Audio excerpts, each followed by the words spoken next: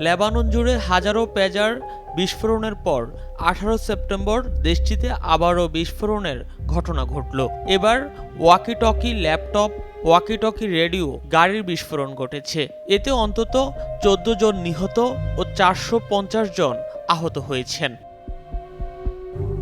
হিজবুল্লাহর প্রভাব থাকা রাজধানী বৈরুতের দক্ষিণাঞ্চলীয় উপশহর বেকা ভ্যালি এবং দক্ষিণ লেবাননের বিভিন্ন স্থানে এই বিস্ফোরণের ঘটনা ঘটে। এর আগে 17 সেপ্টেম্বর পেজার বিস্ফোরণে লেবাননে 12 জন হিজবুল্লাহ সদস্য নিহত হয়েছিল বলে স্বাস্থ্য মন্ত্রণালয় জানায়।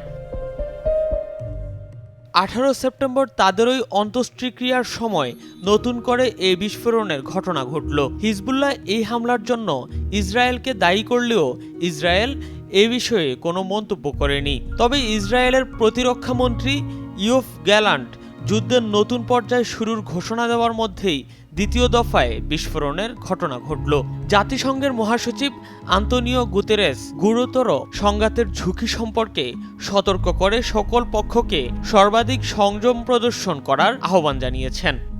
সম্ভবত ইসরায়েল হিজবুল্লাহর পুরো যোগাযোগ নেটওয়ার্কে অনুপ্রবেশ করেছে বুধবারের বিস্ফোরণ, এমন ইঙ্গিতই দিচ্ছে।